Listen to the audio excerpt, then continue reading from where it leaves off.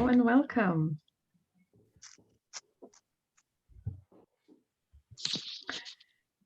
So yes, welcome to this panel with Ole Sandberg, Schoeller, Sigríður, Þorgeirsdóttir, Monika, Lindner, and Greg Walkerden. Missing the felt sense, why rationalist arguments are not enough. So I would just like to remind everyone that this meeting is being recorded and that you can send any questions that you have during the presentation to myself, Vera, or to Till, or to Melanie.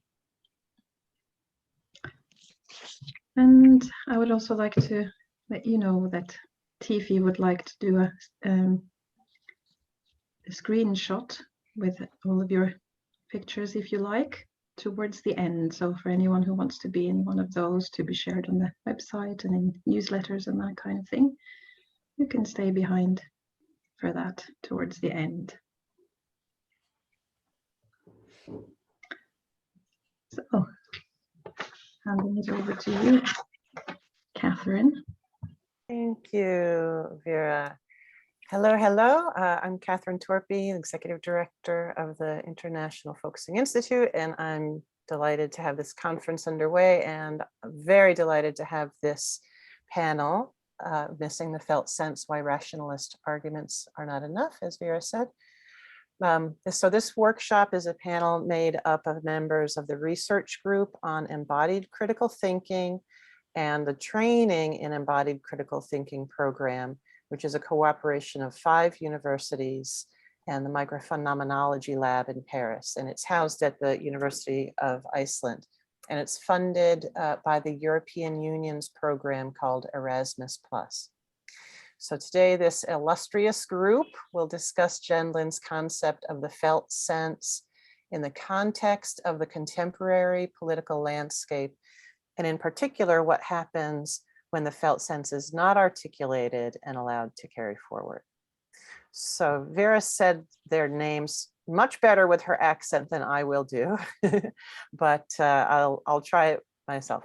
Ole Martin Sandberg from the University of Iceland, Donata Schoeller from the University of Koblenz-Landau in Germany, Sigríður Þorgeirsdóttir from the University of Iceland, Monika Lindner from the University of Koblenz-Landau in Germany, and Greg Walkerden, for whom it is 6 a.m.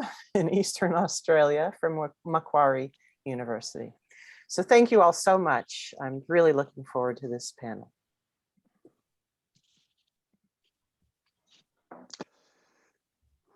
So I'm just going to give a little extra introduction. The title of this panel is Missing the Felt Sense, with the subtitle, Why Rationalist Arguments Are Not Enough. The subtitle is not meant to imply that we are against rational arguments or rationalism. Neither are we saying that focusing and felt sensing is somehow irrational. On the contrary, focusing on the felt sense and allowing it to be articulated is very rational. Our bodies contain vast knowledge about the world and our situation in it. But this is all too often ignored, both in public and political discourse, and often by ourselves. So by rationalist arguments, I mean the kind that appeals only to facts and things in your head and dismisses all the information in your body. That kind of argument can be technically correct, but still have no effect because they miss the point. They miss the felt sense. The result is miscommunication, frustration, anger, and polarization. It prevents us from seeing things from each other's perspectives, from listening to each other and to ourselves. Now, I'm certainly not saying that it is the duty of everyone to make an effort to understand and sympathize with bigots like racists or misogynists. I completely understand those who don't feel any need to reach out to people who hate them and want to hurt them. We don't all have time and energy for that. Some of us are busy trying to make our own lives safe, but that is a symptom of the general problem. The society we live in does not allow many of us to have the time and emotional comfort required to pay attention to the felt sense, let alone empathize with ourselves or our enemies. That is part of what causes the polarization. The social structures cause stress and anxiousness and debates that take the form of sound bites, which can never be productive for good dialogue or understanding. In this sense, focusing is already political. It requires a certain space, a place of trust and openness, which is in radical conflict with the wider societal space. And thereby it's prefigurative of something else, something we can aspire to. But the felt sense is also political in the sense that we think it can be part of the solution to some of our social problems. Now, we don't claim to have the answers to how the felt sense is going to save the world, but we do think it can be one tool that can have wider political and social effects and help us overcome some of the problems we face. In this panel is Monika Lindner, who will talk about the role of the felt sense in education. Sigríður addresses the Me Too debates. Donata talks about the missing felt sense in public discourse. I will address the problem of debunking and fact-checking as a response to supposed irrationalism in public discourse. And Greg contributes with his experience of some practical implications. But first, Monika would like to open with that little exercise. Yes, thank you, Ole, for making us familiar with our title, Missing Felt Sense, Rationalist Arguments Are Not Enough. And maybe, dear participants, by listening to Ole, already some memory came to you, some situation of where this was relevant, missing a felt sense, and rationalist arguments weren't enough. So we will offer you a brief exercise to instance the title, and instancing is a move in the practice thinking at the edge. If you want to practice this, maybe pick a pen and a paper to make some notes. And yeah, shift your attention a little bit from the screen towards yourself.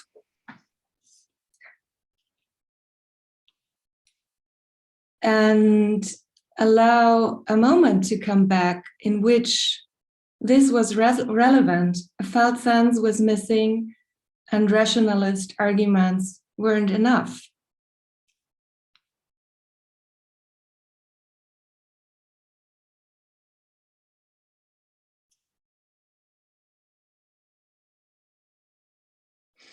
If there's some kind of lived experience you have where this was somehow relevant. And if some moment comes, you can maybe write down when was it and where was it.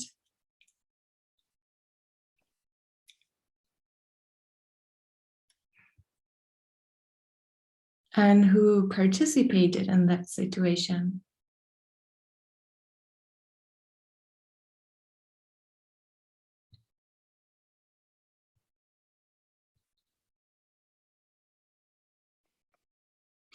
Maybe you can sketch a short overview. So what happened first and what next, and then, and how did the situation end?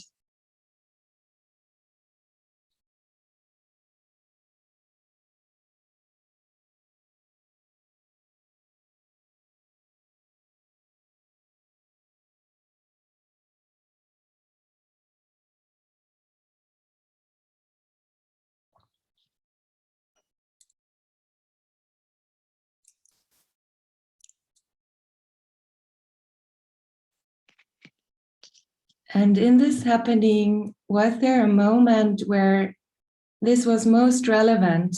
And maybe you don't have it clear yet, you have it as a felt sense. The felt sense was missing and the rational arguments weren't enough. Like, what was the quality of that moment?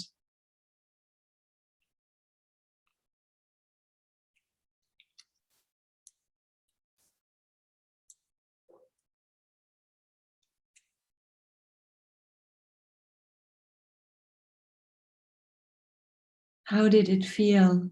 What was its character? And maybe you even find 4 terms that characterize this quality.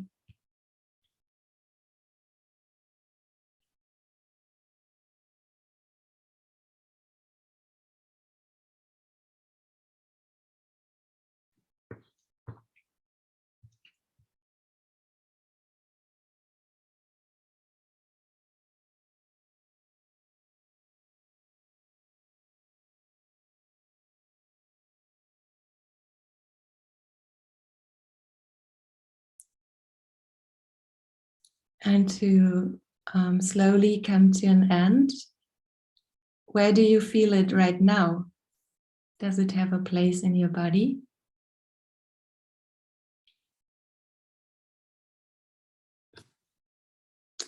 And we want to offer you to have this instance aside of you or in the back or wherever you feel it now, and to let it function with our inputs we will offer you now, so that you can listen us from this lived experience.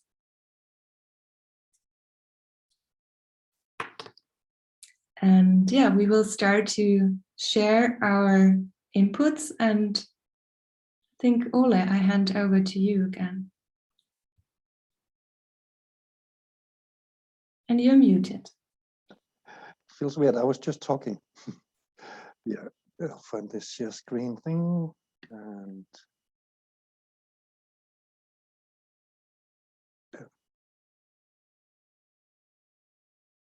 okay, do you see it?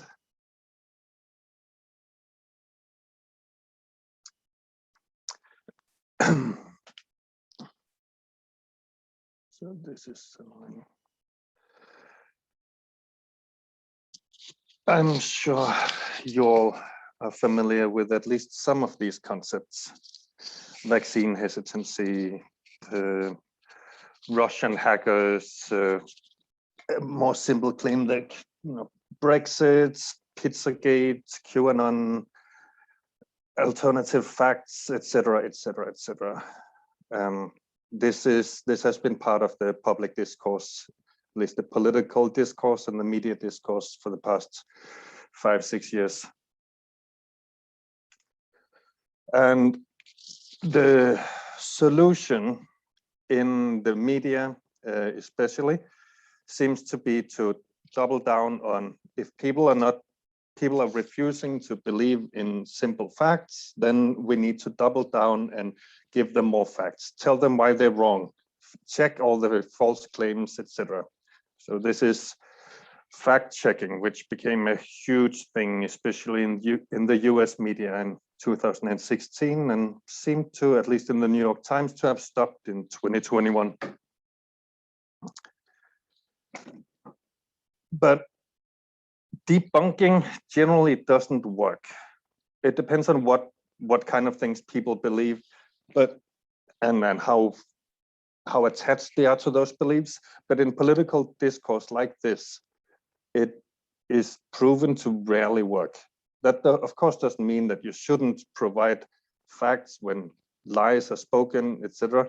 But it doesn't seem to work on those who deeply hold those beliefs. I have a quote here from a research paper I found saying that even if you give people facts and debunk their false beliefs, and even if they then accept that, that doesn't change their deeply held convictions. They might accept your facts and still hold the same beliefs in their body. So your arguments might be correct, but have no effect. And your opponent might even agree with your arguments and still not be convinced by them. Why is this? What is going on? I think we can start by explaining it with using Stephen Colbert's concept of truthiness. Now, he was probably using this word to mock people who hold silly or irrational beliefs. But I think we could use it in a more generous and sympathetic way. I think a belief might on the surface be illogical or irrational, but still feel right because it speaks to something else, something that's not articulated. Perhaps it speaks to this, to the felt sense, your whole bodily awareness of the situation and your environment that hasn't been yet become a cognitive awareness. Something you have not paid attention to, but your body is aware of it. Another big part of political discourse and the media landscape and books, etc., right now is rage, anger. Now, I want you to imagine this discussion. I'm angry about something. And then somebody comes and gives you some facts, statistics, etc., showing that that something is not really a problem, so you have no reason to be angry. But you're still angry.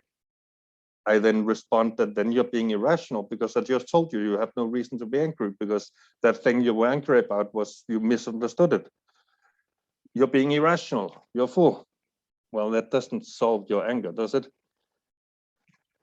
There's something else going on. And this is where I turn to an old paper from Eugene Gendlin on anger. It's called A Phenomenology of Emotions, anger. In it, he says, first he sets the stage that explains what he means by the felt sense, a concept he developed much later. But it is your body's awareness of the whole situation, the environment that it's in, what goes on in the environment, what can it do, and also the things that it might do if things were different, etc. There might be things in there, in that environment, that causes legitimate anger or causes other things, causes discomfort, anxiety, stress, whatever, but you haven't paid attention to it yet. It's just your body. Now, another thing is that he observes is that humans have this tendency that we can get a feeling like anger and take in one situation and then take it along to another situation. We can nurse it, we can carry it around in our handbags, and then suddenly it comes out in another situation that wasn't the situation that caused it. So even in a situation where you have no reason to be angry, you can still carry that anger with you. Like I have had dreams where something happened in the dream that caused me, to be angry.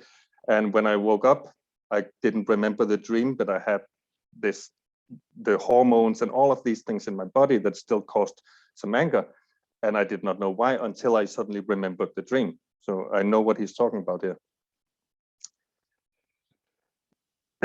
Later on in the text, he says that there's a difference between emotions and felt sense. The emotion is the anger. Felt sense is the whole bodily awareness, the whole situation that you're in or have been in.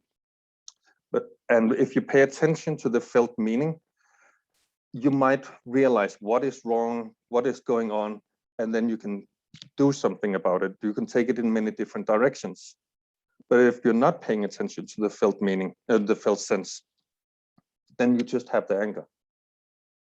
And that anger, you don't know where it's coming from. You don't know what to do with it. You can just let the anger articulate, not the felt sense. My point is that anger and also other emotions, they come from a felt sense, your body's awareness of the whole situation. And you can carry it with you into other contexts. You might not be aware of what is causing the anger, so you might misdirect that anger and think you're angry about something completely different. And this is very easy for others to manipulate. They can direct your anger. They can give you targets, tell you who is causing it. But they will not relieve you from that anger because they're not addressing the felt sense and the situation that gave rise to it. They actually want to feed that anger. They want you to not be aware of the situation and what's wrong with it. But telling you that X is not something to be angry about will also not relieve your anger unless we have addressed the things in your whole situation that gave rise to it. We will have missed the point or the felt sense. Telling you that you're wrong without addressing the thing that made it feel right, the truthiness, might make the situation worse.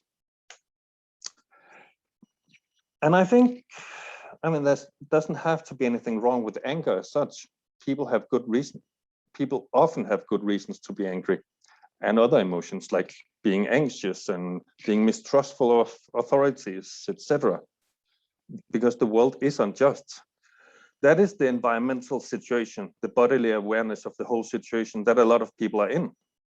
They have a bodily awareness of an unjust and anxiety-inducing world. But if nobody is helping them focus on the felt sense in a way which might take account of all the facets of the situation, as Gentleman says, then all they are left with is the anger. And they can lash out in many different ways and at different targets. But using seemingly rationalist arguments to debunk their beliefs. Did the screen disappear from yours? Disappeared from me. Using seemingly rationalist arguments to debunk their beliefs and concerns can seem like you're telling them that they have nothing to be angry about, that the world is actually fair and just. And it might be for you, but you have just given them a reason not to trust you. You've become part of the conspiracy that keeps the world unjust. And that leads to even further anger, further mistrust, and feeds into conspiracy theories, etc.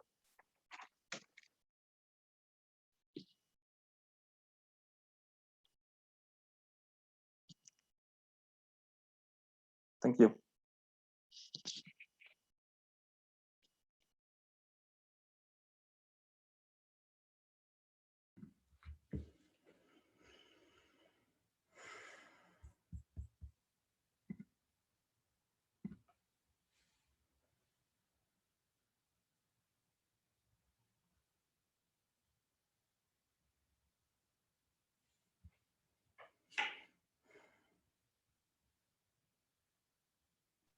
There, I'm trying to share my screen.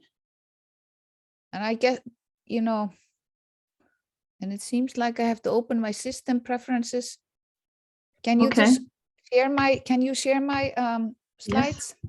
Yes. Thank you.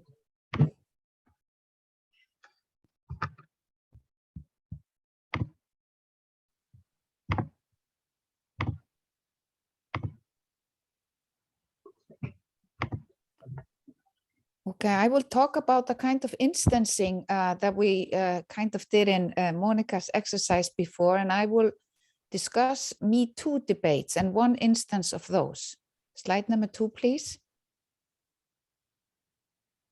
And this is just a recent instance of what I call a gap in a socio-political debate. And Me Too is running high in Iceland as elsewhere. And there's a lot of discussions centering on it now, with the national team in soccer abusing women and all kinds of masculine culture that are kind of being criticized now. And there was this interview, a TV interview recently with an actor who used to be a quite known young actor, and he was kind of abusing younger girls, underage girls, and he was called out and he lost his job, and he was feeling very sorry and asking for forgiveness. I've lost my job, I've been canceled, my status and everything. And but then the women in the Me Too movement that have been coming out in recent months said the scene should belong to us now. We are the ones to be heard, and we should be believed. So that we should be center stage now. So this is a kind of a typical thing where no discussion is possible. Third slide, please. So this is a kind of an impasse about the discussion that is very difficult, because a legal solution for this type of issues is not working really well, because majority of cases are not dealt with in court, because courts can either decide whether you're guilty or not guilty. A moral solution is often the case now with canceling, periodic and even long-term. And in many cases, periodic canceling is justified, as in the case of this actor. Now, then there are also demands for an ethical religious solution for forgiving, but demanding forgiveness can be a form of repression. So the only viable solution is an open social debate, because a society as a whole cannot forgive, but it can process cases with an open discussion. Next slide, please.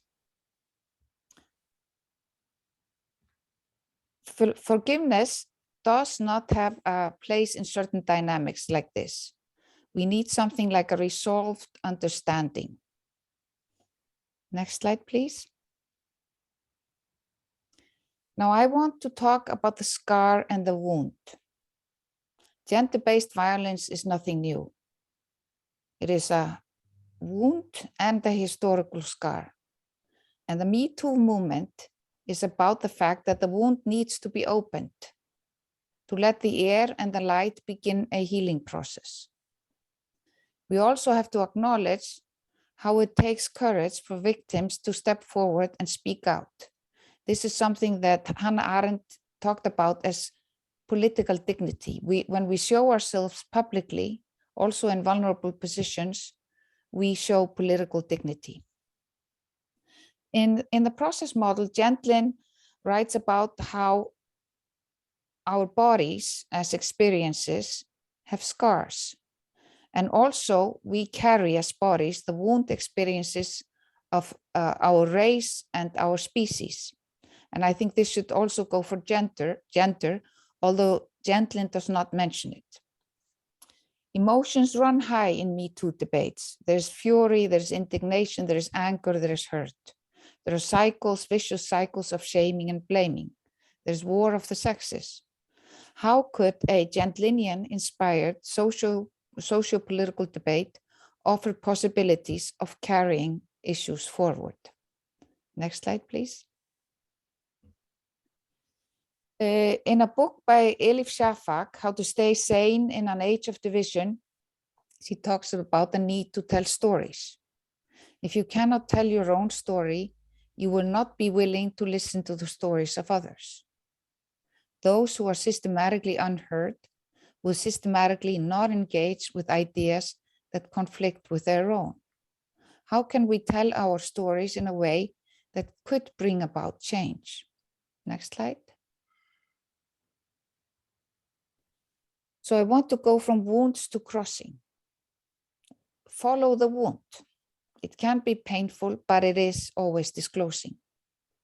So in an issue or in a case like I mentioned now, the Me Too case, sadness could be an opening. As attunement, we are all bodies, and we are as bodies able to understand each other. So if we could get sad about how the situation is, whether we are on the side of the repressed or the repressors, doesn't matter. If we can sad, that would be an opening. And if we could then introduce crossing when we tell each other stories, crossing without too much empathy. Empathy is a neologism by Kate Mann, who wrote the brilliant book Down Girl, The Logic of Misogyny. And especially in Me Too cases, we have to avoid empathy because excessive sympathy is often shown toward male perpetrators of sexual violence, and too little herpathy or thempathy to people of other genders. I think crossing is a grand philosophical invention, both for science and for public debates, as well as for personal life. Crossing is something that could bring a critical social debate out of stuckness, out of impasses. And crossing is really one of the main features of thinking at the edge. Next slide, please. Crossing could be an instrument to liberate ourselves out of oppositions, divisions, and polarizations. Gender duality is the most deep-rooted duality, permeating many other oppositional schemes in society. So we will have to go from a war of the sexes to mutual respect for each other's differences. Understanding is not about winning an argument. Crossing makes a deeper understanding possible. In normal critical debates, there's a lot of comparing, contrasting, and analogies. And these have been the primary modes of critical social political discussions. They do not enable us enough to process, problematize, and transcend opposition in the way crossing does. Crossing of stories is what Gentlin would call instances and patterns, is a transformative dialogue where all parties transform, leading to social transformation. And I'll end it here. Thank you.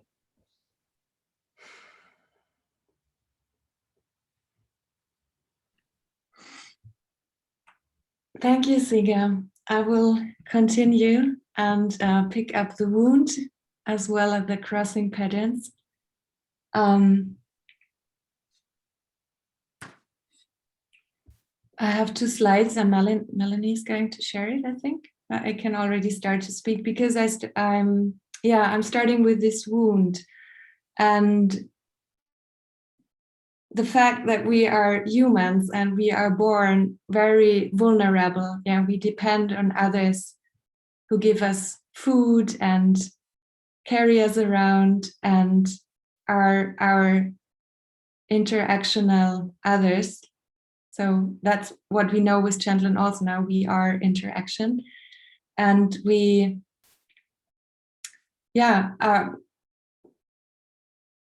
let's say the picture of being human has this being vulnerable, being mortal, being helplessness. And at the same time, we have not really healthy cultural interaction patterns to be with that vulnerability. It's kind of the place where I start. And now the slide comes in, perfect. And I want to bring in something from Martha Nussbaum from her book, Not for Profit, Why Democracy Needs the Humanities, where she says, the story of narcissism, helplessness, shame, disgust, and compassion lies, I believe, at the heart of what education for democratic citizenship must address. So to give support to be with this vulnerability and this wound. And yeah, because otherwise kind of the patterns we have that's already, I hear from Siga sharing with this example. So we have patterns that go to, what we know by othering, for example, that we try to find release from this place of being vulnerable and mortal and helplessness by, for example, finding someone else who's guilty to create others that take the responsibility. So I'm not, I can release. Or there we have a tendency to get kind of lost in peer groups or in groups, so that make us vulnerable to strong narratives or leaders that give us simply answers. So I can feel release from that. I have a solution. And maybe you can put the next slide, please. Because in this place where I got to know this part of the process model from Eugene Gentlin. Maybe I give you a short moment to read it by yourself.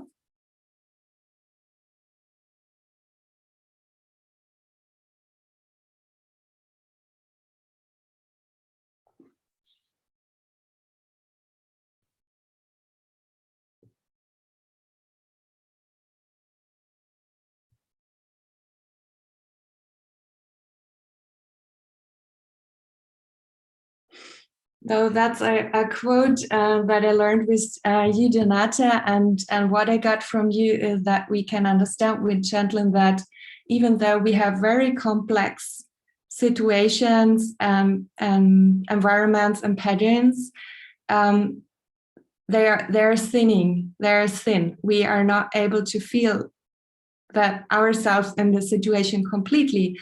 And that also comes along with what he writes here. Most of this occurs emotionally. So if we feel something, it comes with strong emotions.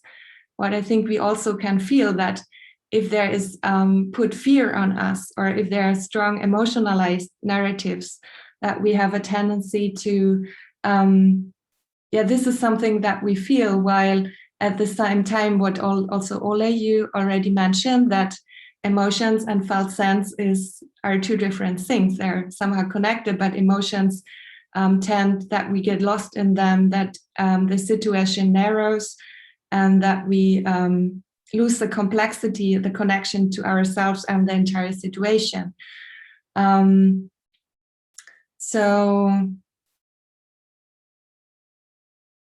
Having this, knowing we are vulnerable and we need a way to learn to deal with it, and we need cultural interaction patterns to be with that, and at the same time, like the patterns we have don't function, don't connect us, brings us to the place to say, okay, so is focusing a way that connects us with the entire situation and has the capacity to create new or more appropriate cultural interaction patterns, like what I heard Sigga saying about crossing. What if we encounter each other by crossing?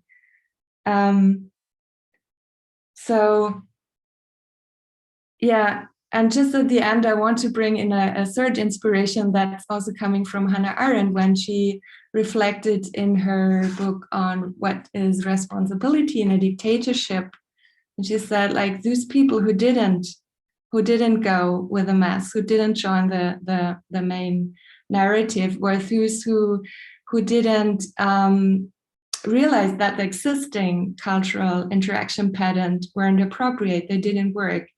So, but they practiced something that was being with themselves, listening radically to themselves and knowing that you are the one you have to be with your whole life. So that's a place where I want to leave my input.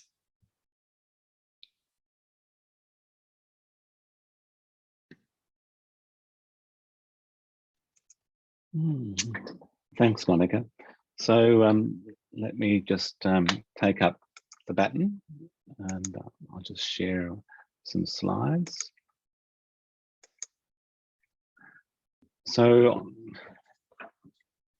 Monika quoted Jenlin talking about going from thinner experiential processes and practices to thicker versions of them.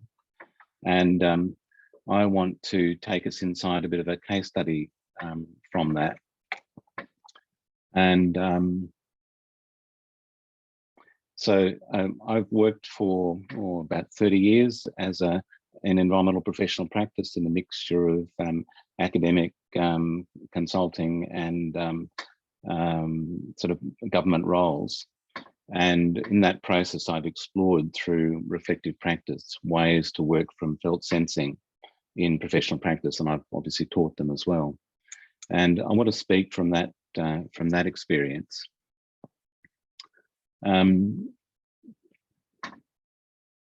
Just to make when it comes to actually trying to make decisions in environmental policy and environmental management, you find yourself, if we look at it in a sense simplistically, but already complexly, trying to find paths that make sense technically, so they'll deliver a good outcome for people and places. Make sense politically in the sense that they're doable in the political circumstances you're working in, and make sense managerially in the sense that you're actually able to produce an outcome, deliver a result, and your intentions actually carry forward. And if you think about it, we've got techniques for doing bits of analysis. We can do systems analysis for thinking through the technical stuff. Stakeholder analysis is very useful. for thinking through the political ground of things. Management systems analysis is very useful for orienting towards the kind of plan, do, review loops and so on and so forth. But when it comes to making an actual concrete decision about something that you should do, there are no simple heuristics. So there are no formal analytical methods that pull that sort of thing together. And that's actually true really in some version of all kinds of decision making. We live in cross situations which are inordinately complex. And so although it doesn't often get named, the need to kind of ground in and come from a felt sense is present in some measure in all kinds of living. You know, and Jean Gendler very much brings us to the fore in experience of the creation of meaning. You know, every time we understand a situation, it's because we have a felt sense in play of what that situation means. And, you know, in relation to that kind of characterization of felt sensing as fundamental to meaning, focusing and TAE stand out as explorations of what happens when you take a whole lot of time and sit in a very sustained way with the felt sense ground. You allow it to carry forward, you allow your experience of situations to play forward. And the process is both more sustained and a lot more holistic and a lot more open to creativity than thinking as usual. It's quite a break from being stuck in patterns. And this framing is a little different from how we might normally think about focusing in TAE if we just introduce them as new practices. In wanting to work with environmental professionals, both as a practitioner and as a teacher, I wanted to find ways that would actually, if you like, they're more in a kind of strengths-based approach. We're looking for where felt sensing is already in play within the practices in some degree, or could be easily in play because it will fit in very well, and look for ways to expand that. So both as a practitioner, I've done things around how to infuse social practices with deliberate felt sensing. So as a manager working with environmental staff, environmental scientists and others, helping them to slow down and notice when I can tell from their hesitations that they don't feel comfortable about something, and finding a way to allow themselves to listen to themselves more deeply than they otherwise might. Same kind of thing works in facilitation. It's really a kind of strand of work that comes out of Gendlin's practices of teaching, focusing in psychotherapy. You know, there it's not taught as a formal practice, it's taught through the texture of the psychotherapeutic conversation. That model can be applied into all kinds of situations, and I've used it both as a manager, as a teacher, and as a facilitator.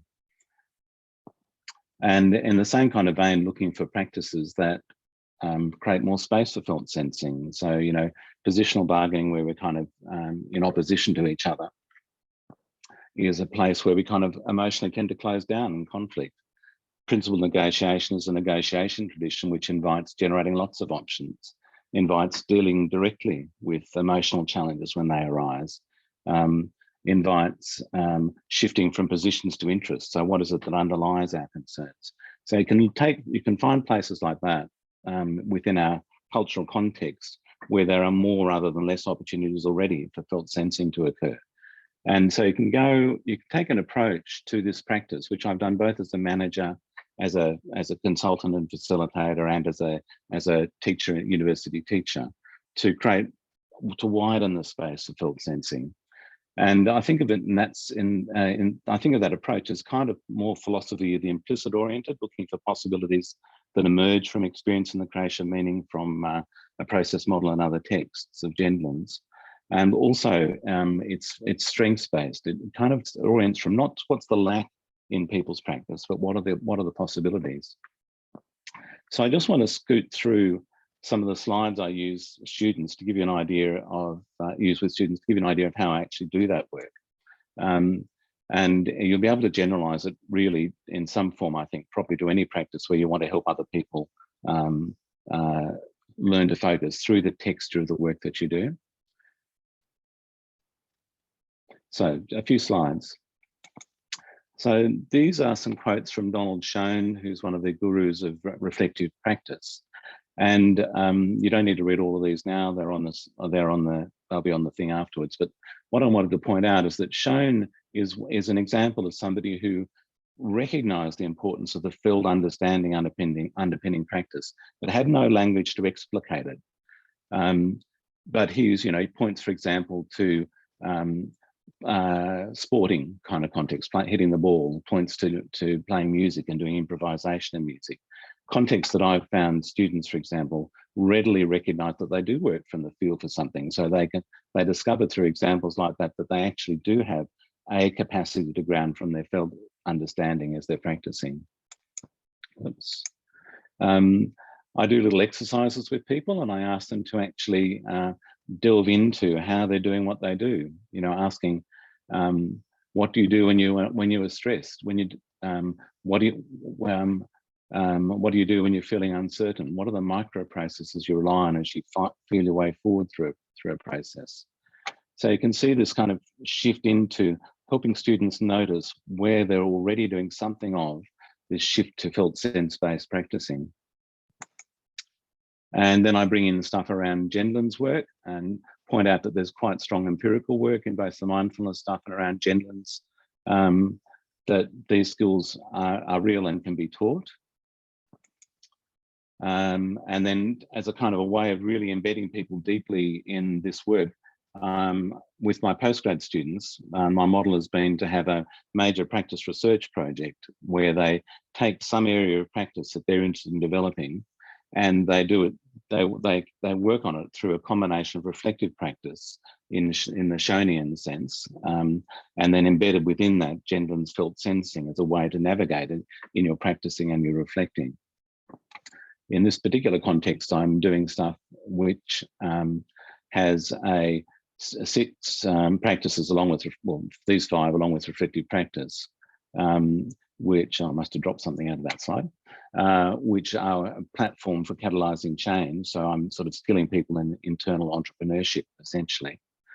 But I've got a lot of environmental science students, so I frame it in a science fashion. I ask them to think through what are their methods for researching their practice, what happens when they try out variations, and so on and so forth. I give them check-in questions.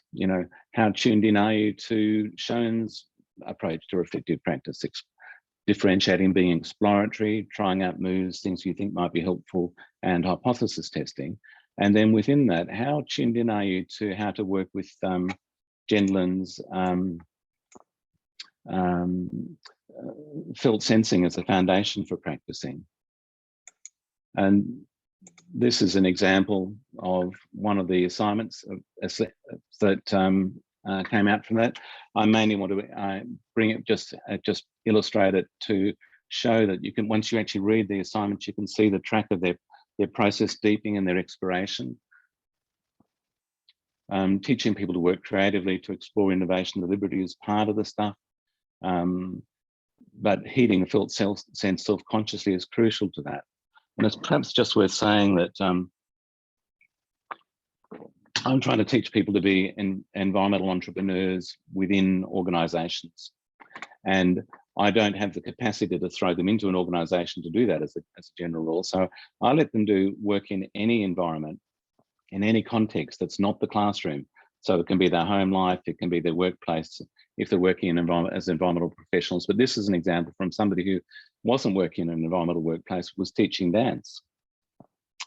So there are, but I've had people doing environmental work in environmental protection roles. I had one guy who was working in a pub in Sydney, who was just working behind the bar, but he was worried about the way they were wasting water. So he sort of devised a project to actually improve water use within the pub, particularly for cleaning things down. And all of those concrete examples provide a platform for people to explore how to develop their skills that are relevant to catalyzing change, and do it in a way that embeds within a conscious and deliberate process of reflection. And within that, a conscious and deliberate process of checking with a felt sense of what feels comfortable, what feels forward. So the broader story behind this is simply that I'm teaching people to develop their sensibilities. I'm teaching them to develop a richer feel for the circumstances that they're in. And so it's the way I frame it for people.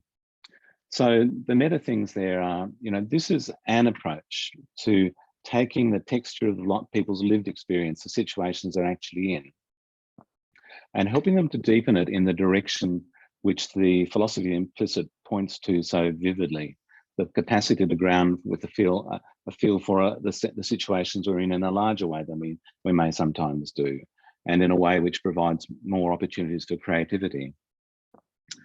And I just wanted to bring that to you as speaking from decades of professional practice doing this kind of thing personally, and then within as a manager within organisations, teaching my staff both formally and informally to do this sort of thing, and then subsequently teaching students in universities to do it.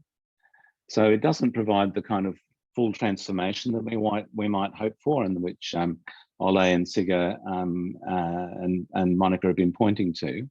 But it does provide a way of working from the skills people have already to move in the direction of grounding in a larger way, in a more self-conscious way from a felt sense as they practice. And so I see it as a contribution towards a wider cultural shift.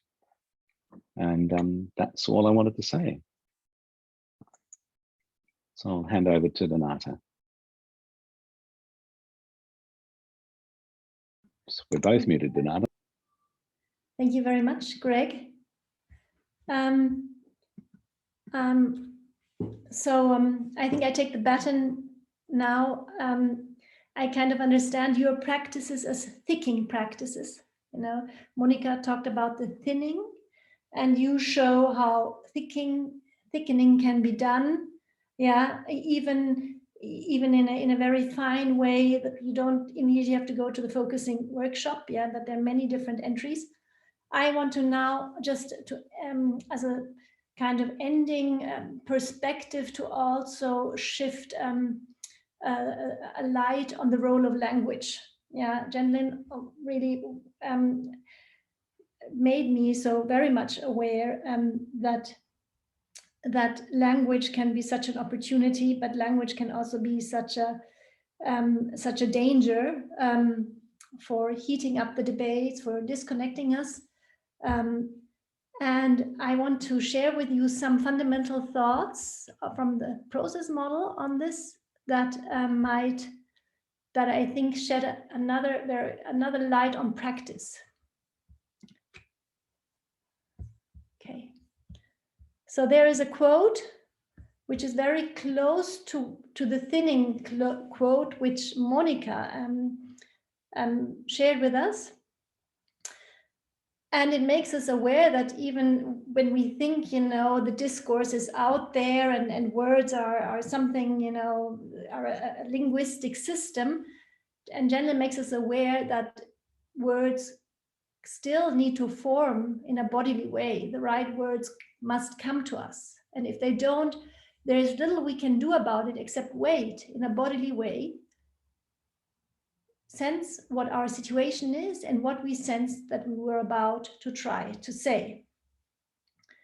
And I think the problem in our culture is that we very often don't get the opportunity to wait in a bodily way, to sense what our situation is and to have the right words come. And Jenlin says something very interesting, that he says, the strange thing is that, our rich system of language is kind of one system, and it is deeply interconnected with what we live, with the complex contexts of lived experience and the system we feel there, the implicit order. And it's totally intermingled, but there's also a sense that that those systems are not necessarily connected. Yeah, we know this, that we can read a book and we are in a different world, or we can enter into a discussion and we can talk a very long time, but it didn't yet touch any of what really matters to us.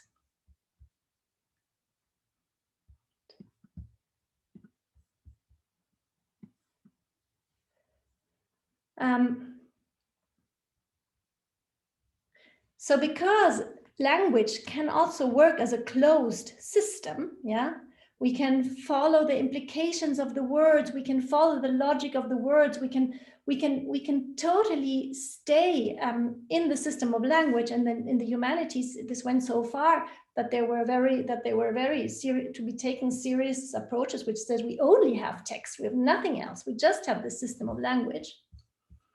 And I think this has very much to do with the thinning question, because the system of language and the system of our lived experience in our belief system in occasional,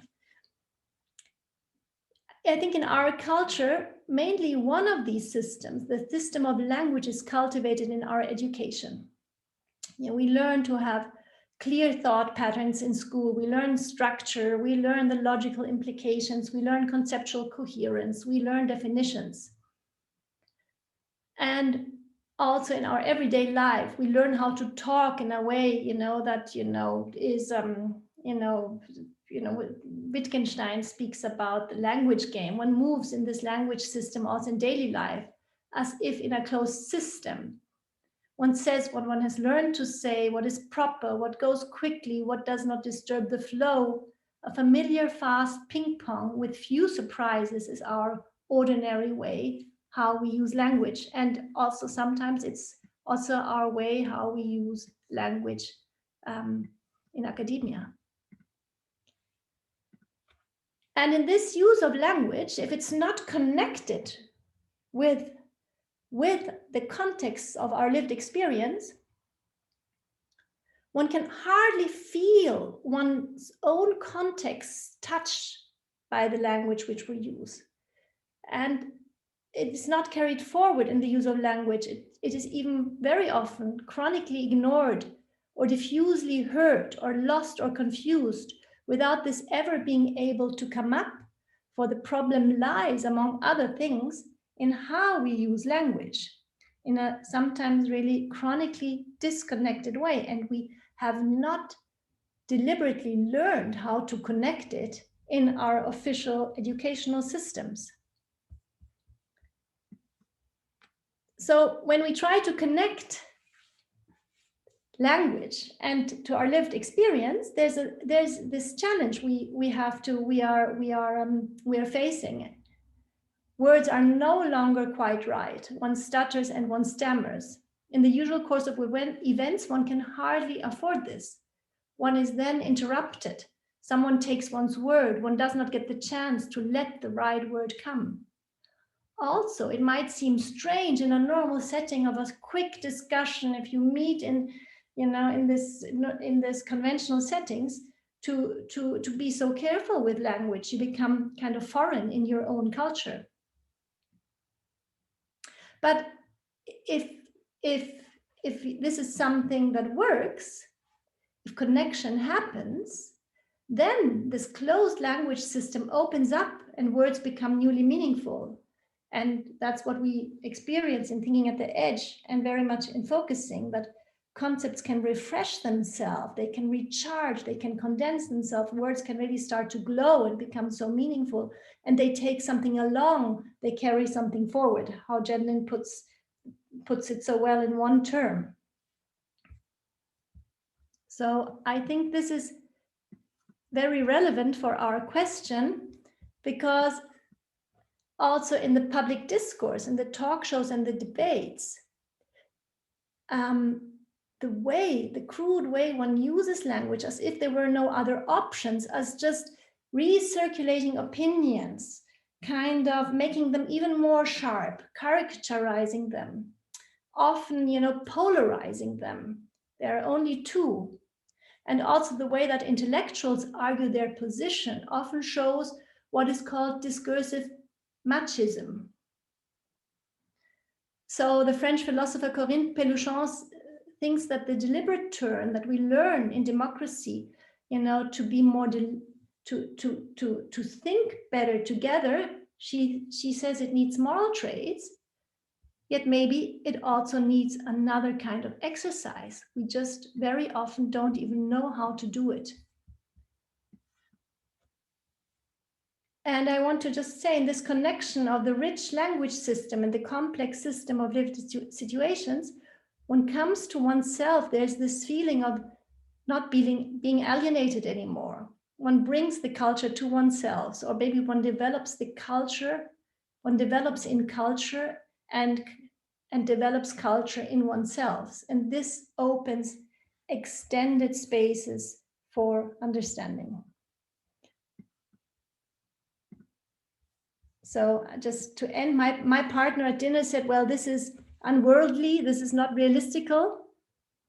That would imply totally changed listening habits. And it would also imply that we make much more pauses in our way that we lead conversations. And in that sense, and he's so right, and in that sense, it became kind of clear to me that focusing on the felt sense is a form of resistance. It's a language and culture changing, a language and culture refreshing exercise against decoupling, diluting, narrowing down culture language patterns. It can really be considered as a resistance movement that changes culturally constricted listening habits. And it's a rather subversive movement that opens up new spaces to heal and transform grazing alienation. Okay. Oh, thanks, Renata. So we're now going to move into breakout groups, which will be in for about 15 minutes, and then we'll come back and have a wider conversation. And I want to invite you in the breakout groups to practice the skills to listen to yourselves and listen to each other in ways as deeply as you can. So allow yourself to feel your felt sense of the process and your felt sense around the question that I'm about to give you, and listen for the emerging felt senses, the articulations finding form from the colleagues you're with. So what we're going to focus on is how can the felt sense, or sit with, is how can felt sense practices be functional on a socio-political level? Can we put that in chat or something? Vera, maybe? Is there some way to do that so people have got access to that question in the chat? Did it come up there? I'll have a look. Yes, that's great. So Vera's just put the, thanks Vera. Vera's just put the question for our breakout groups in the chat, so you can go back to it and refer it there. But let me say it again. What we're going to sit with is the question, how can felt sense practices be functional on a socio-political level? So between us, we've been talking about a whole different bunch of ways where there are clear problems and clear possibilities for felt sensing in one form or another to make a significant, helpful difference in our political discourse. And what we want to do is to give you the opportunity to sit with your own experience of that. So feel your way towards instances you have where you've noticed felt sensing being helpful. And maybe you find yourself not having good experiences of that to draw from. In that case, sit with your sense of implying. What do you think should come or could come or might come out of that would be helpful? And so take some time to kind of, in a sense, explore a thickening of practices, socio-political practices, both the formal practices from focusing in TAE and the sort of general cultural resources.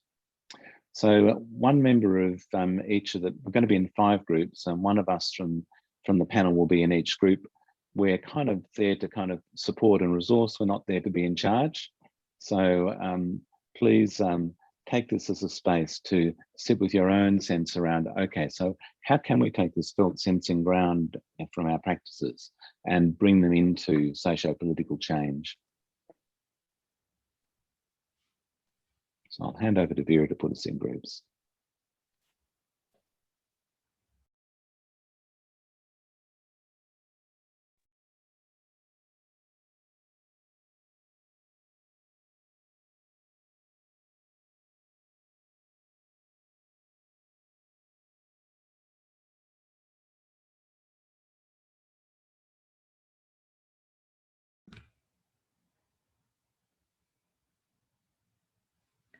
Okay, so everyone's back. maybe it would be nice to share a little bit what, you know, what happened in the different groups.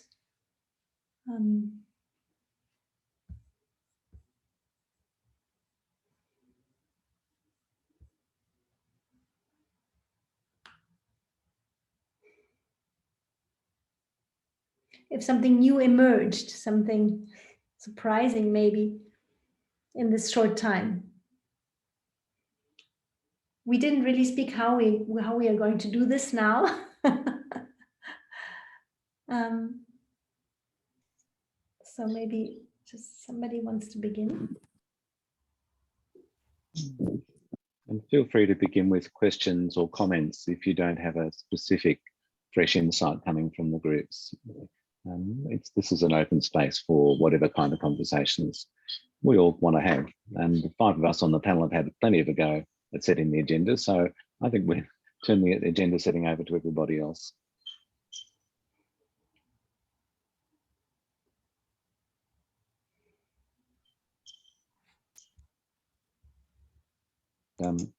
Don't wait to let us know, or put your hand up, just feel free to unmute and speak if you like.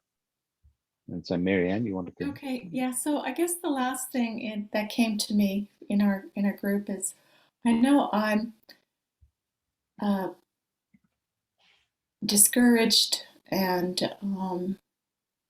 find it really difficult when I'm with others who don't want to hear, they don't want to feel into more because they've got something, they've got an agenda that they're going forward with and they're maintaining that, and that's it. I'm very uncomfortable in those places. And I don't feel that what I want is any less important. But what comes at the end of our group for me is that I'm also, well, I know I'm also discouraged because I feel a lack of power in that situation. But I'm so grateful to the felt sense for allowing me to be with myself better. But I'm coming to maybe more appreciation that I am feeling, you know, the power, that could be, they're afraid, they don't want to give up anything, but part of their fear is because this is real power.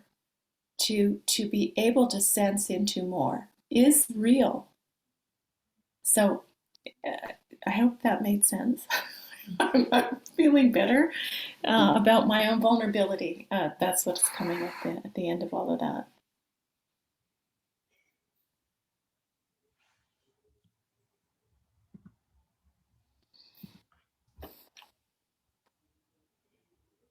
I think the 2 words I'm going to take away from our breakout group are modeling and stage setting. Modeling in that what we do can actually cause change to happen, the way we are in the groups and situations where we find ourselves, and we can bring about that kind of, or we can open up a space for that more considerate, deliberative conversation. And also that there are little ways in which we can set the stage for that in all kinds of small interventions that just erode the culture of rush and a culture that's constantly responsive to a 24/7 news cycle, sort of hurried way of thinking and rushing at and doing things because we have to finish. So yeah, those 2 words, stage setting and modeling.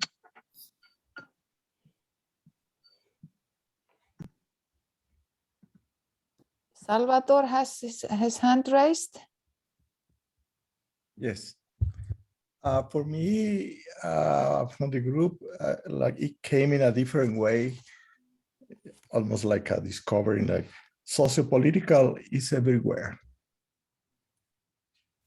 And I said, I want to know more about that. I want to have more clear ideas, because in this way, I can act in a different way in my everyday life.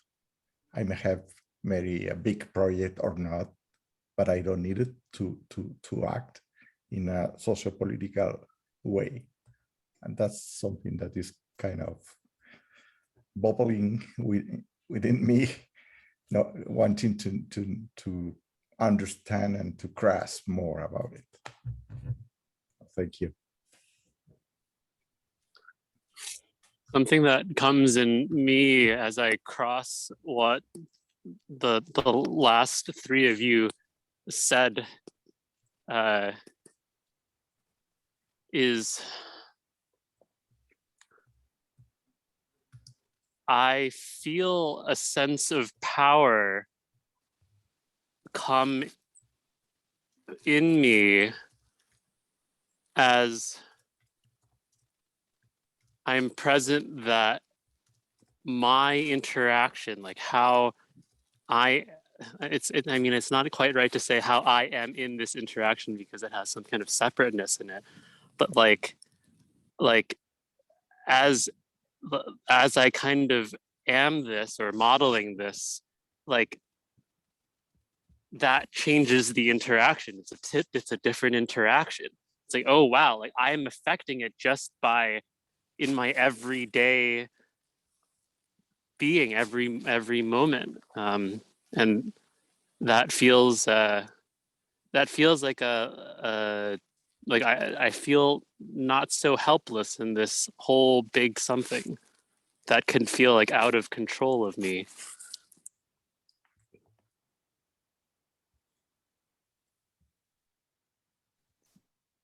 Yeah, to chain on what you just said, Jonathan, something comes up for me when I heard the previous statements and Salvador.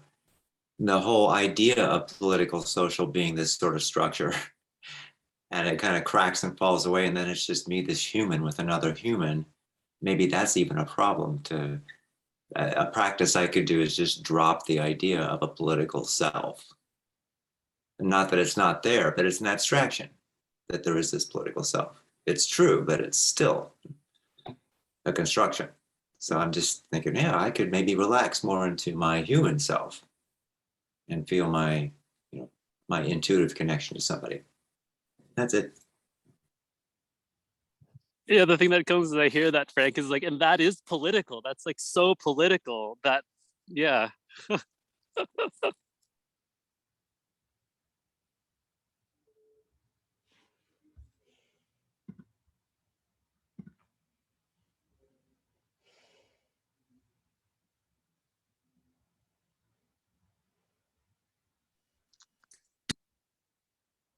Well, just to toss something in there, there's Salvador. Well, I've got your name wrong now.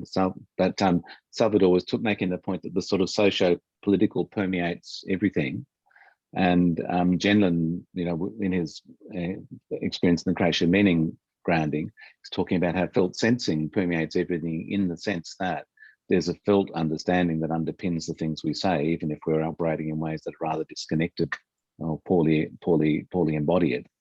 And but that kind of points to a kind of a possibility of every situation you're in, the texture of everything being at one and the same time a place from which to speak from the felt sense in a way that's politically present.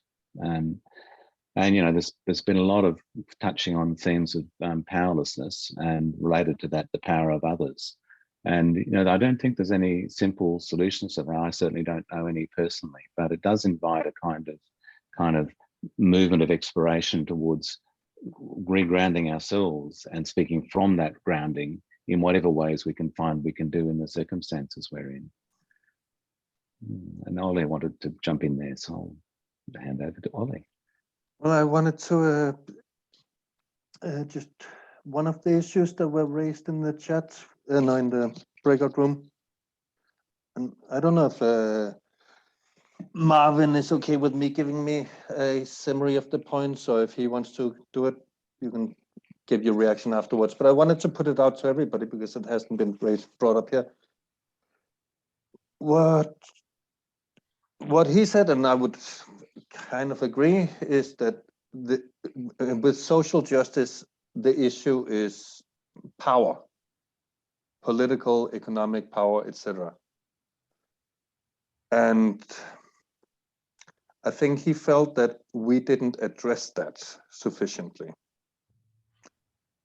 Another point was that might it be the case that this practice that we're doing, what the topic we're talking about, that it only works when people in the conversation share the same basic ethical stances or outlooks, like when they more or less agree already? I think those are two interesting questions. I could go on talking about them, but I wanted to throw it out to everybody else. Exactly my points, Ole. You know, I was coming to this workshop, when is rationality not enough, thinking that you had some great answers, new answers that I hadn't thought about, but I realized that we're really come back to think about being thrown upon ourselves. And as Mary says, how can we use our own self senses, or felt senses of ourselves to connect with others? We may share a little bit of our own ethics and morality, and then we can move forward a little bit. But I am a little frustrated with the idea that and the presentations that really talk about operations, and this approach of focusing being a good approach to move that forward, but there are a lot of others too.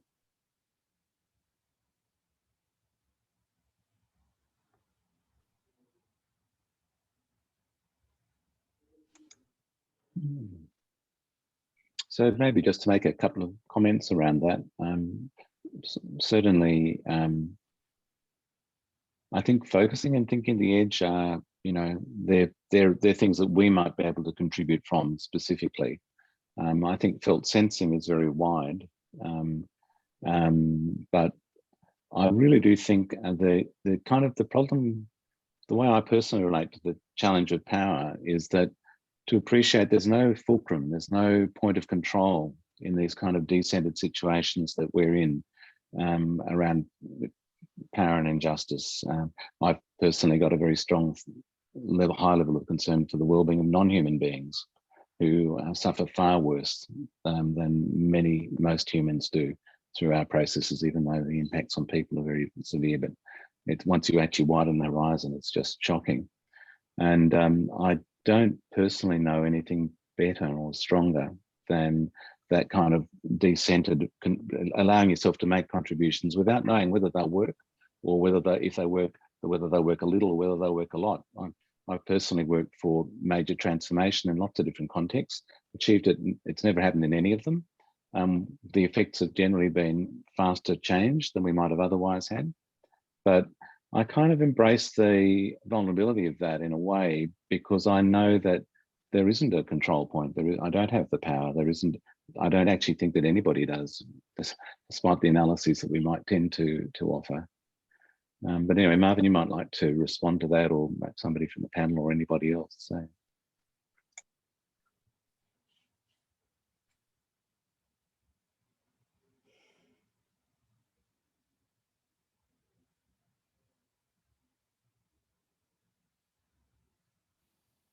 Oh, okay.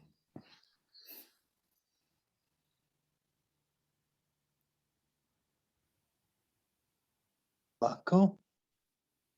Yes, thank you. So I have some words to share around the general topic. What I want to say is that for me is to have an impact on the social, political level. the philosophy, Gendelin's philosophy has a very important role, because I think that focusing could be done without a certain understanding of human being, and that implies that the social political changes will not happen. But if we go to the source of his thinking, then we have much more power to make a change. So philosophy in this sense is a very, very important tool. And what we are doing here, what Donata is doing, is for me so important because of this, because there is a complex understanding that wants to be carried forward, what wants to be understood. Yeah, so this is a very important thing for me. So to make a difference between maybe focusing and the philosophy of implicit, and maybe also the felt sense is just a part. So it's just the last chapter of a process movement. So we are not allowed to forget all the other chapters that are working in the same time to make felt sense impossible. So for me, to close, is very important the way how I can look to other people if I think they are just black boxes, or if they are they have an implicit precision, so they have felt meaning, they are something that are in living beings that are implying like steps. So those things are really making a change, a difference for me, and will do in our culture, I hope. Thank you.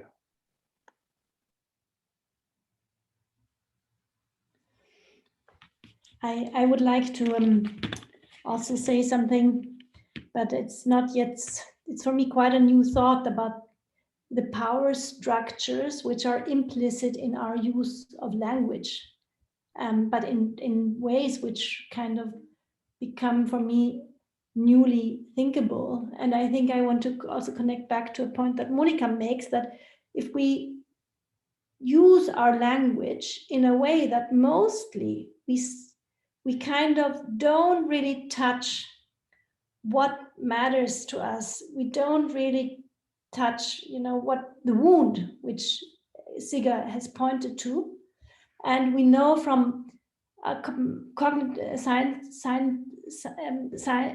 science that most of our experience constantly escapes us. We are constantly not really aware of what we are experiencing. So we are so open for propaganda. We are so open for, that's what Ole pointed to, that, that our feelings can somehow be channeled and can somehow be grasped. And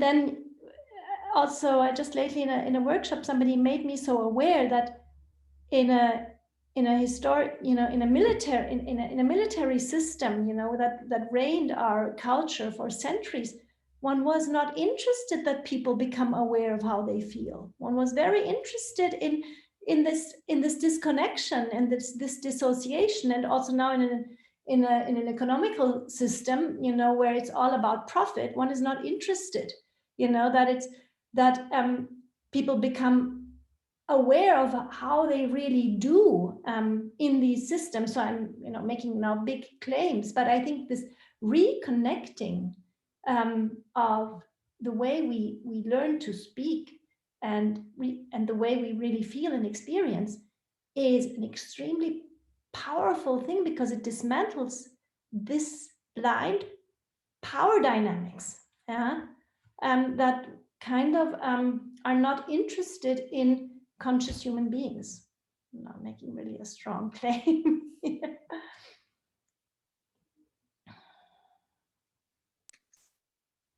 Can I reflect, Donata, that you're saying that by being unaware of what's going on in us in terms of feelings, and I would say needs, that we we acquiesce to the cultural language and we become a function of it instead of seceding from it by claiming our own experience and redefining what culture is.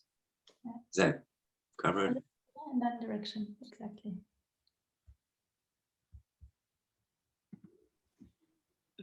I want to connect that. Oh, It's just someone that had a hand up. Marianne. Okay, well, I want to quickly say, I'm not sure if I heard, is it Greg Walkerden properly, that you thought was what there really isn't any power here. Did I hear that? And my response is No, that there's no fulcrum center of no power. fulcrum, no center. Yeah, so It's equal. it's very It's more, decentered. yes, yes. Not equal, but Okay, yes. yeah. Okay, good. Yeah, and I guess I would just add in all those connections to the felt sense, I believe is an energy, is a real live living. When we feel into it, like we take a step, it has the power to move us. Yeah, okay, thanks.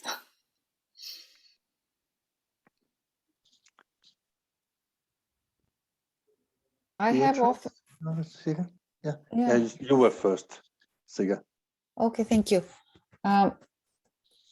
Most of the time when I have thought about politics, I think about the hegemonic capitalist system that rules everything. Global elites, these kinds of powers.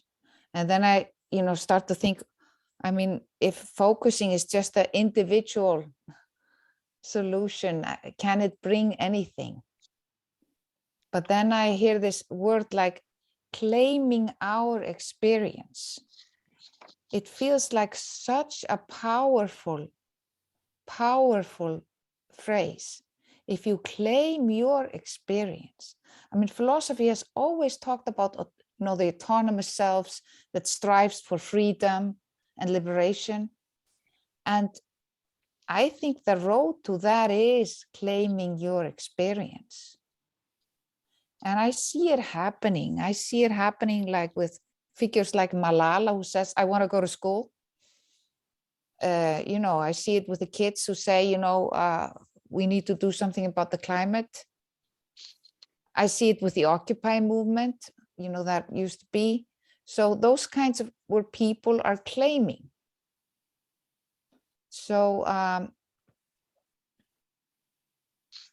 because it's maybe, I mean, it's kind of a revolution we've never thought of. We have thought of revolutions in so different ways. But then again, there's the question, how can this become widespread? And I don't know.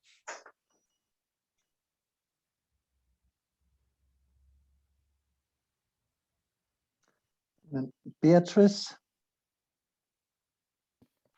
So what's coming to me is this word humility. And I know that was an important word to Donata. I think that it seems like the whole idea that human beings kind of control the world or are stewards of the world or are the ones that understand and rule the world is, it's lacking the humility that has to happen in order for us to recognize that we are part of the world, that we are the world, we're integrated with nature. And that's what the process model and sensing into the wisdom of the body really show us. So it's the whole conception that we have to claim power within that power structure. And I don't know what's going to happen on this planet, but it might be that we are no longer, that the events will be such that we are no longer able to conceive of ourselves in that kind of power structure. And yeah, that's all I want to say right now.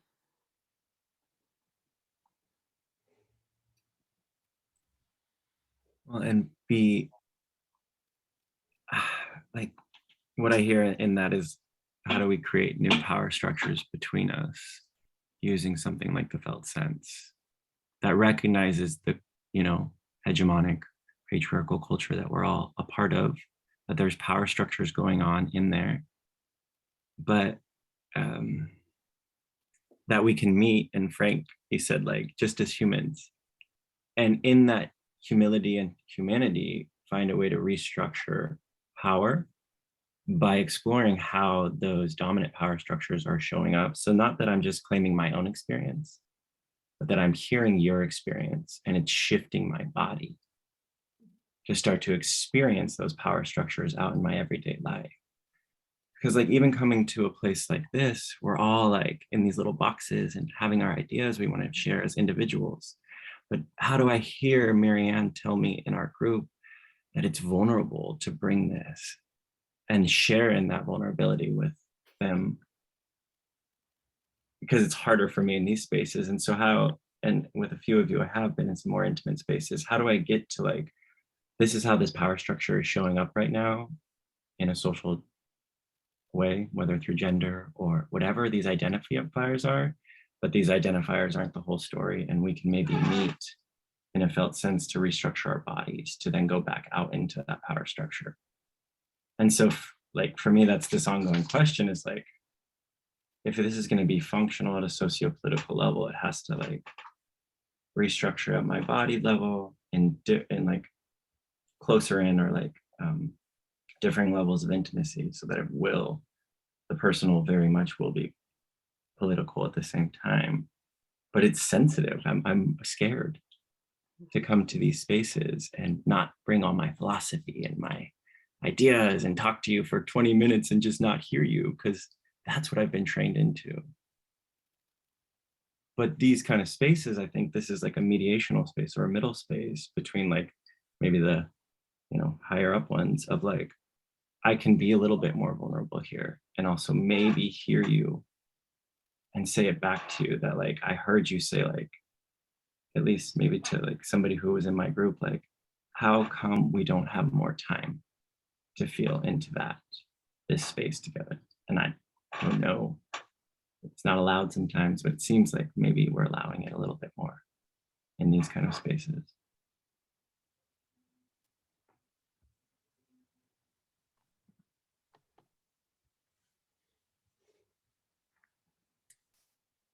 Sean, I just want to reflect this gesture.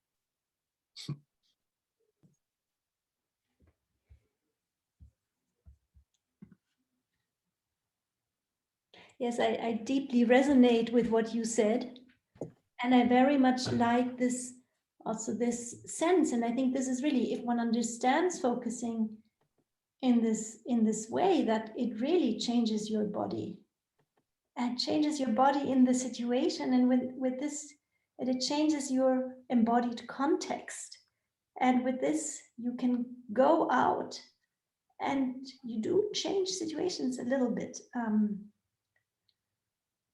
And the more you practice, the more there is a change. Yeah, the more you practice, the more is the change, and it's really like this. And then if we consider it as interaction first in such a web, then it's not to be underrated what kind of change it is. And the factor of time you're pointing to, that's also really, really interesting. This lack of time we have in our culture. Yeah, felt sense and time and power and time, and the time factor is just really, I just to say dot here.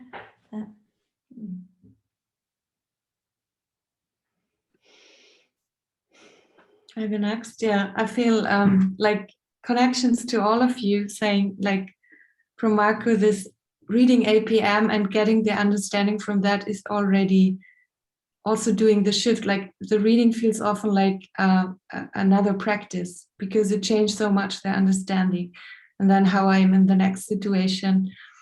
And to pick up some others, like the connectedness Beatrice brought up, I think this is also very important to understand us as interactions. So we are together our environment, and it is not,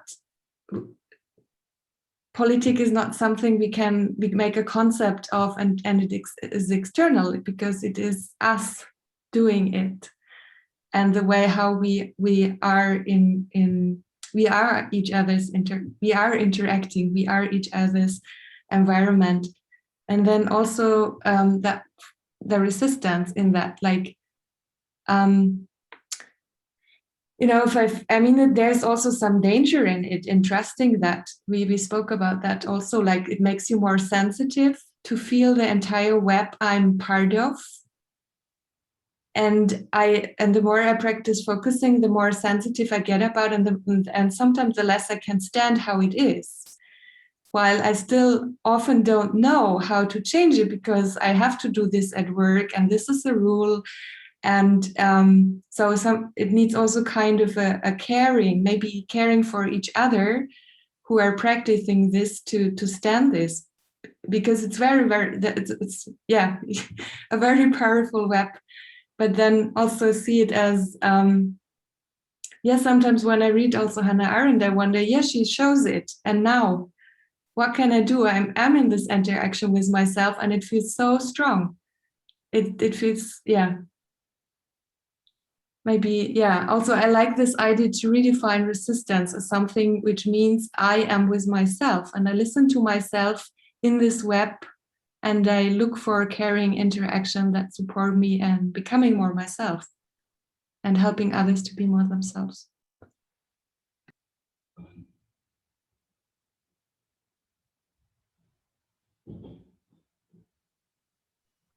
Okay, can I go now?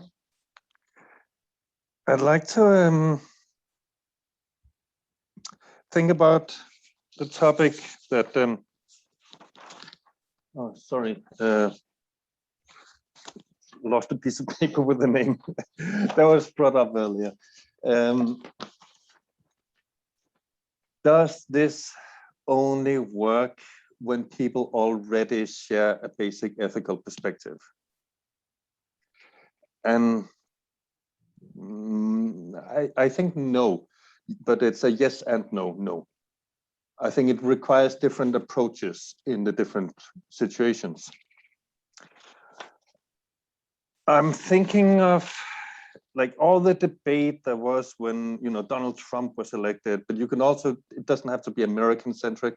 There's also, because you have had the similar situations in like Denmark, where I grew up, where certain regions tended to vote for right-wing populist parties, and you have the same all over Europe too.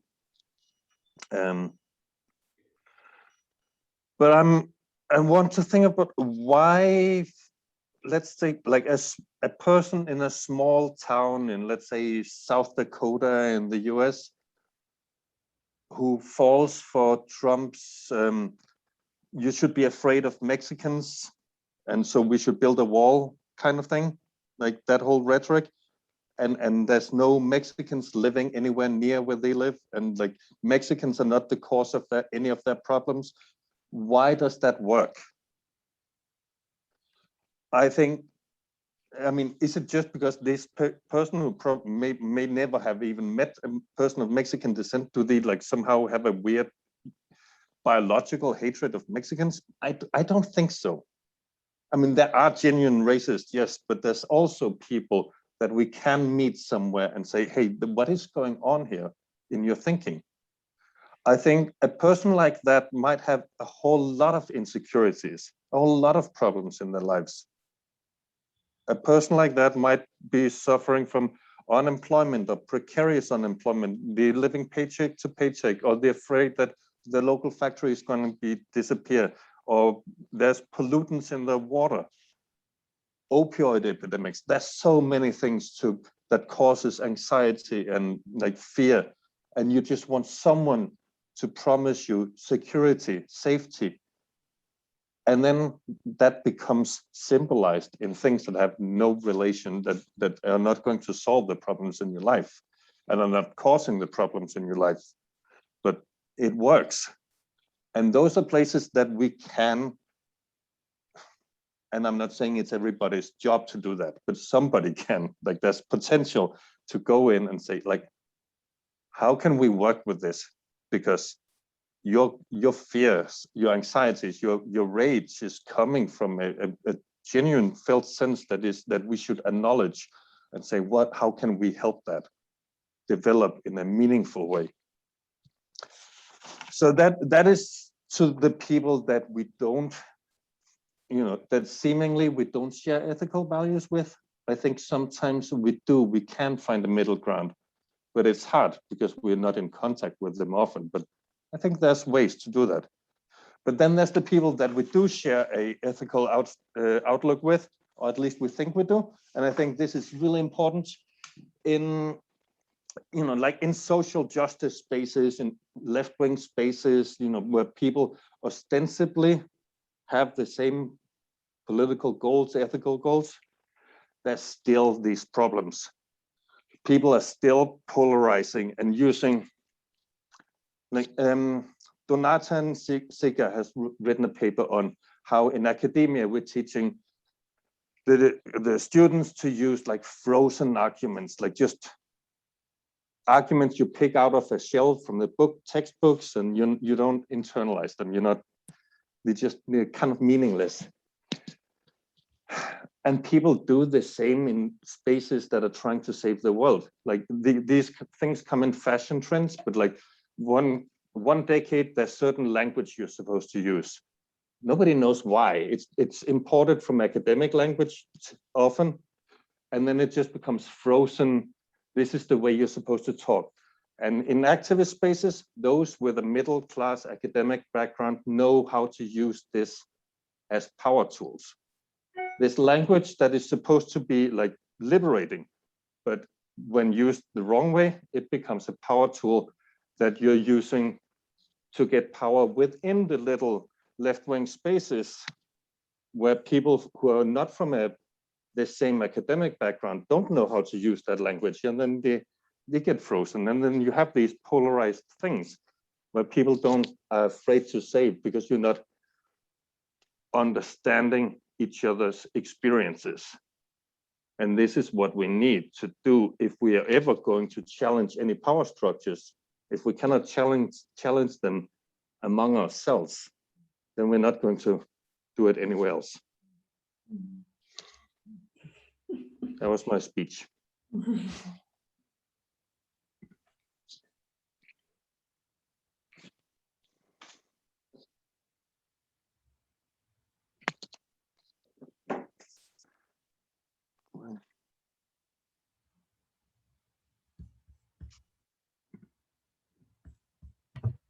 So I notice we're on the time. I thought it was a very good speech to end from. You can still have another 5 minutes to wrap up if you like.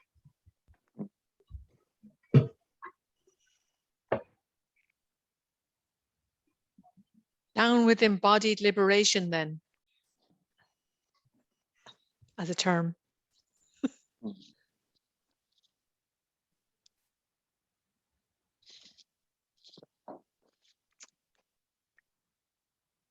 I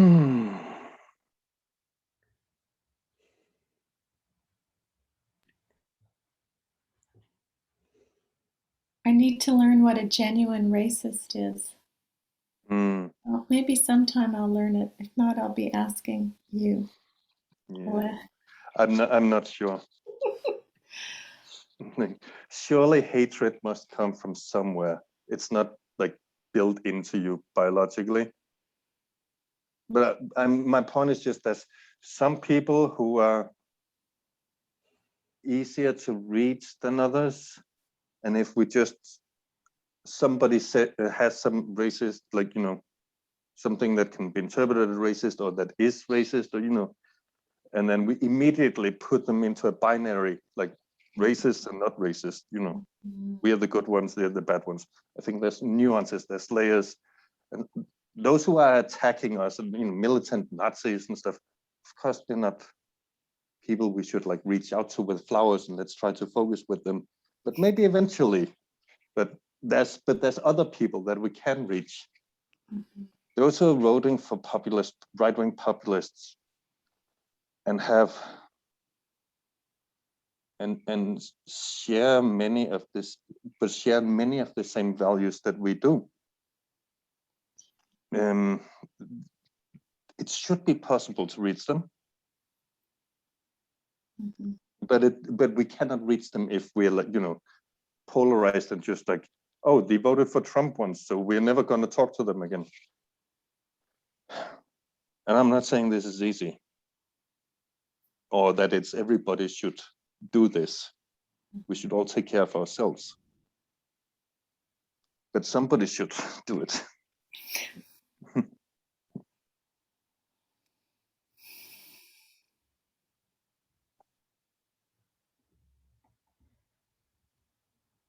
If what Ola is saying, there is a need for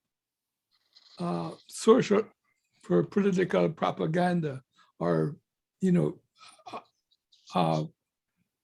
and the left has never been very good at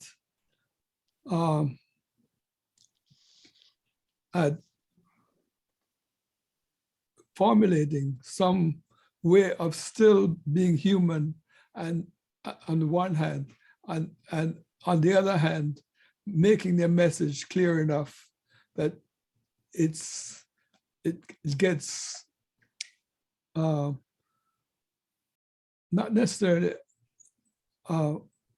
consensus, but at least be part of the consensus that's emerging out of what's happening.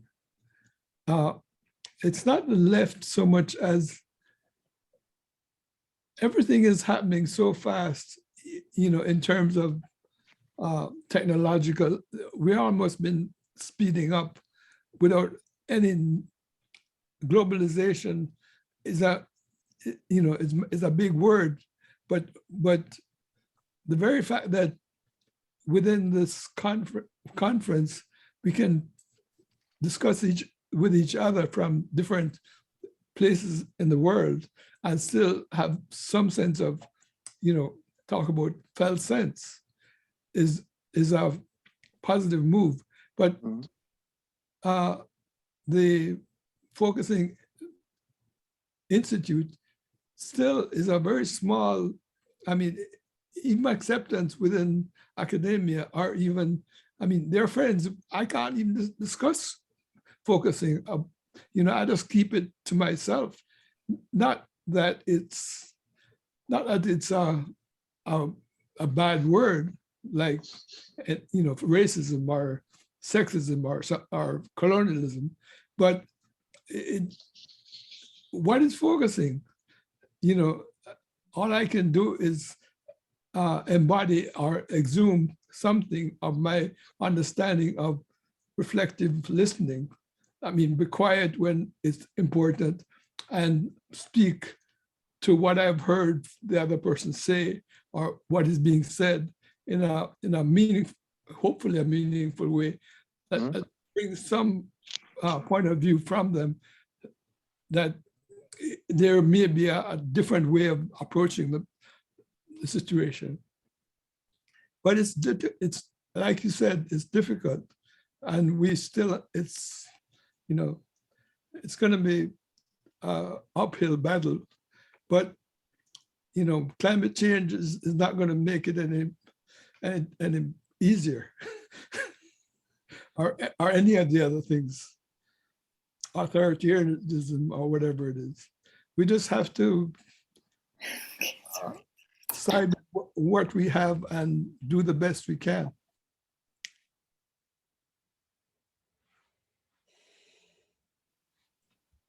I'm going to put a plug in for Dana and my workshop, because we're going to try and practice crossing our personal and these archetypal places of separation. We're going to try and have a little practice of that.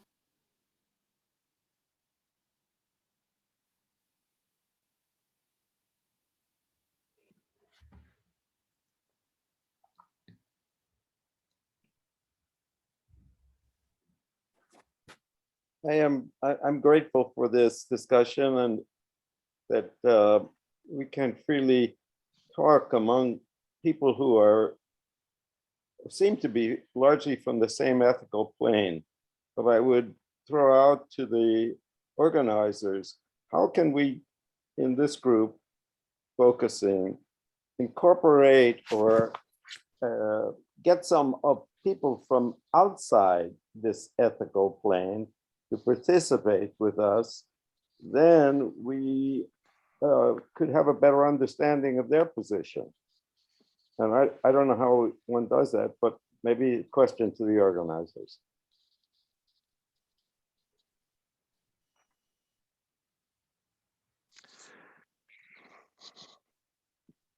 There was once a thing called, what was it? Like militant sociology or something like that. Like people who, like academics who went out, it was like militant, it wasn't militant, it was just academics who went out to factories, workplaces, whatever, to talk to people and gather their experiences. You know, talk to regular folks and do academia based on that. And also like in conversation with the people, with the workers.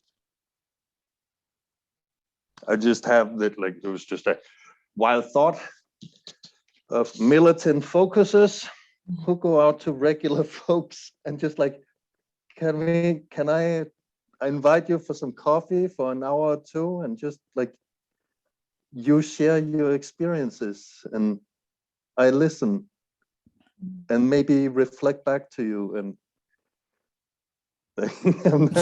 I'm just like not ruling it out that this could be a political movement.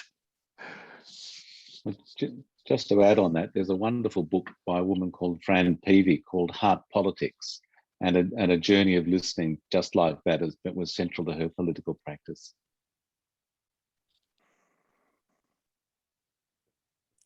So we're going to need to wrap it up. Donata, did you want to say something towards the end here to wrap it up? No. Too much to say. I'd rather say. Yes, I could see you. Sort of. All right, so we need the space for the next meeting. Well, thank you everyone so much. Is there, Monika, did you want to say something? Yeah, I just wanted to finish it also with a short 1-minute practice. Just sense yourself how your body is now after this space of sharing and being together. Even so, we are in boxes all over the world, like something in your body right now that wants to stay and carry forward what was said here and shared here.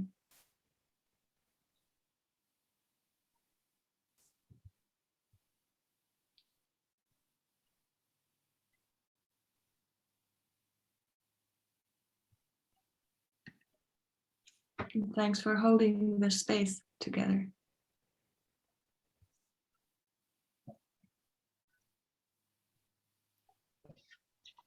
Thanks for all your work.